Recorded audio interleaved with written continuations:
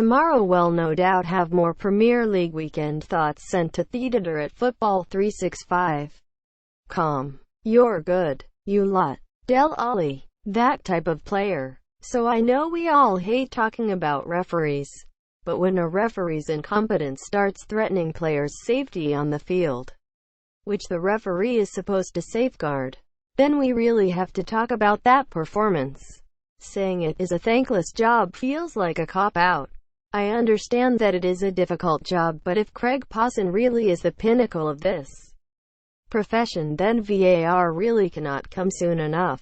It is only through sheer brilliance on Man City's part that they deemed the frankly unacceptable and shocking decisions are relevant. De Bruyne and Sterling were both very lucky to avoid serious injury, which would have changed not just the course of the match but would have also had season-defying consequences. The fact that both challenges were witnessed and only warranted warnings is very disheartening.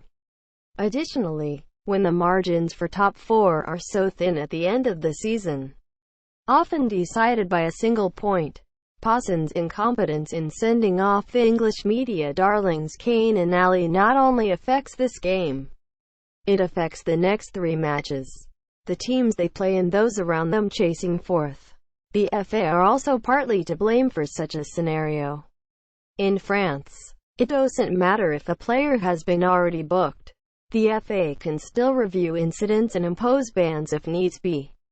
This ensures appropriate punishments are doled out for reckless behavior on the field, regardless if it was seen or not. As it stands, both Kane and Alli, who should both be starting 3-game bans at this crucial stage of the season, walk away scot-free with no repercussions because the FA have ruled the incidents have been dealt with. It is an absolutely ridiculous rule that just compounds one error with another and hands Spurs an unfair advantage. Finally, Alli is definitely that type of player. A dirty player with no regard for his fellow professionals who has let the media fawning get to his head. The referees do him no favors by constantly protecting him and forgiving his naughtiness on the field. By taking away the punishment, they take away his chance to learn from his mistakes and to grow up. As it stands, with every stamp, ankle breaker, leg breaker he gets away with, it just reinforces how he is untouchable. De Bruyne conjoined Tomovic, kick to back. Mbemba, kicked into hoardings. De Jager, kick to knee per second gent. Mitrovic, kick to shin. Cabaye, knee to back. Can, push. Van Aanholt, shove to face. Ashia, punch. Fosu Mensah, kick to ankle. Craig Dawson, push to hoardings, amongst others, in showing how Alli is definitely not that type of player. Faluda in NY, waiting for Pawson's I let Spurs self-implode in 2019. Some more conclusions. Losing 5-0 to Man City with 10 men wasn't that dreadful really. This could have been 6 or 7 if Man City had been clinical. I love Alli, but he's a very dirty player with a real nasty streak in him. Probably should have seen red today. Sterling should have had at least a hat-trick today. He's been playing so well but was very wasteful today, I felt. Is Kevin De Bruyne ginger or blonde? If he's ginger, then he might be the best ginger since Paul Scholes. Pawson could win awards for his lack of consistency. I think that he may just be one of the worst referees in the league. He doesn't do a Clattenburg in his desperation for attention, at least have a clear and consistent thought process in the way you give decisions. Refereeing requires considered thought, and it doesn't feel like everything he does is well thought through. I'm not saying this to sound like a twat, but what does Man City need to do to sell out their stadium? They're playing great football. The stadium is lovely, and today they were playing in a huge game. If I were a neutral and lived nearby, I'd want to get tickets. I don't understand why they can't sell out a game like this. Minty, LFC. Someone who thinks the powers that be censure Guardiola criticism. Man City just won, yet again impressively, and in the past week there have been quite a few people discussing, stressing in the mailbox about a sustained period of Guardiola-led dominance in the EPL. But I very much doubt it.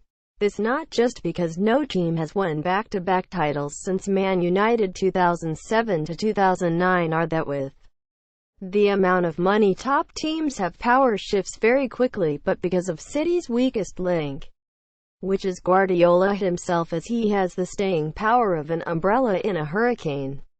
There might be a lot of disagreement here, but just look at Guardiola's career and it shows a theme. At Barcelona he won everything, with probably the most talent club team we'll ever see, but even an okay manager like Luis Enrique won everything with him one season, which is fact not brought up enough for reasons I can certainly fathom. He was then crowned the best manager there has ever been, but as soon as Mourinho and his Real Madrid side won the La Liga title, no CL win that season either. Guardiola ran away with his tail between his legs to New York to lick his wounds.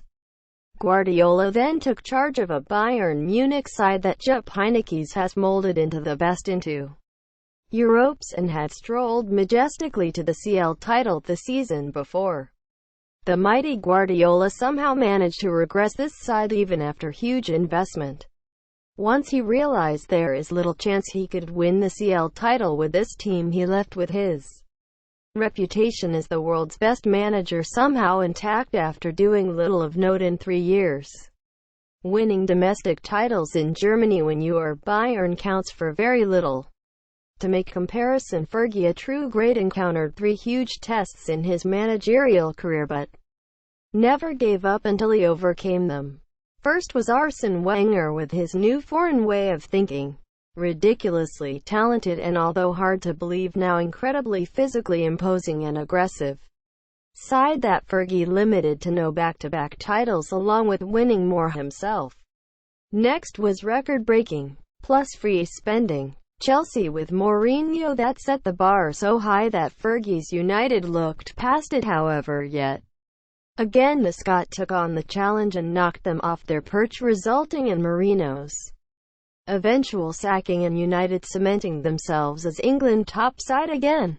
Lastly, there was Man City, even more cash-rich and obnoxious about it, who won the title with that memorable Aguero goal. Fergie the next season took the most bang-average United side plus Van Persie in the form of his career and strolled to the title before retiring a legend. To put it plainly, Guardiola in the same situation would have quit after Arsenal won that first title, because once his dominance is challenged, he's isn't up to the fight to regain it. It smacks of an arrogant little man who believes his own hype and feels entitled to win everything, so runs away and sulks once one of his peers who he sees as below him steal his trophies. Until Guardiola stays at a club who win lots then fall, but he stays to guide them to greatness. Again, he will never be a true legend, however many trophies his career provides him with. Man City will win the title this season, possibly the CL too, while probably breaking a few records on the way, but nobody should be thinking this will last very long, as Man City will falter one season soon and he will scarper so in 2 to 3 seasons max. He'll be at PSG, who will the next super-rich club to bankroll his fragile ego and make him feel special for a few seasons. Now, just to appease the powers that be at 365, I'll admit Guardiola is a great manager who changed the game, and we haven't seen football this good in the EPL since Man Utd's treble winners and the Henry Vieira Arsenal years. But be realistic and accept Pep is fallible and that this will be over sooner rather than later because of his obvious character flaws. William Lester Alli in a different league to KDB. Will Dele Alli be getting an assist for KDB's goal and subsequent performance yesterday? He got taught a lesson that when you try and take out a big beast with your TW*3, you just make them angry and strike back harder. Hope he learns. Probably won't. Duck the media to blame for refereeing inconsistency. Reading your 16 conclusions on the Man City and Spurs game yesterday, I couldn't help but notice the point you made about the Rose push on Mangala, which you pointed out. But it would be intriguing to hear what Pawson saw when giving a penalty to Everton for Dejan Lovren's push on Dominic Calvert-Lewin last week that he did not hear. Both were penalties, yet only one was deemed as such. And the answer to why it wasn't given is pretty simple. He was hammered by the press for giving the penalty in the Merseyside derby. It was the correct decision by the laws of the game. So he is faced with a similar decision yesterday. He doesn't give it. And why? In the end, popular opinion will win out. Craig Pawson was told all week that he had made the wrong decision. So during the game yesterday he didn't give it. More than likely because the criticism last week affected him, the same as it would any player. He doesn't want the same controversy 2 weeks in a row. So if you want to see the power of the media over football matches, then yesterday was a perfect example. Damned if you do, damned if you don't. Everyone has a different opinion, so how can a ref be consistent? The impossible job indeed. On a related note, Kevin De Bruyne though, wow, I think the quote from Rio Ferdinand is fantastic. He said that he thought left-footed players always look stylish and skillful on the ball. My theory being that the majority of footballers being right-footed makes left-footers seem out of the norm, if you will, simply because it's different than the usual. And quite frankly, Kevin De Bruyne's head, chest, left foot, right foot and ass is outside the norm when it comes to the Premier League. He makes the simple look sublime. And I would include David Silva in that category too. And I'm a United fan. Steve, Ireland. And it's bloody easy with hindsight and under no pressure.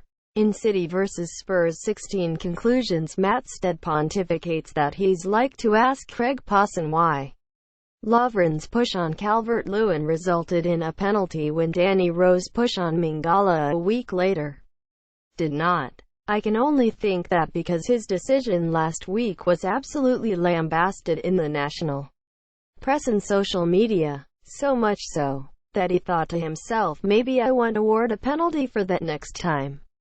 The problem with fans and critics is that they not only have the gift of hindsight, they also don't have the luxury of not being the person who actually has to make a big call in a live, televised, beamed around the world Premier League game. Pawson can't win under these circumstances. If he was consistent and award Mangala a penalty, then he wouldn't be getting praised for being consistent.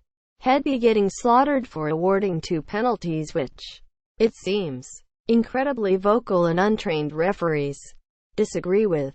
Next week, if there's another push in the penalty area, it would be interesting to see what he does, seeing as whatever he does seems to be wrong.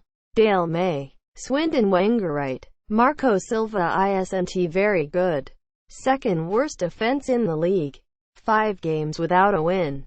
3 of Huddersfield's goals were scored with equal men. So Dini can't even be blamed. It's as if Marco Silva isn't actually that good a manager.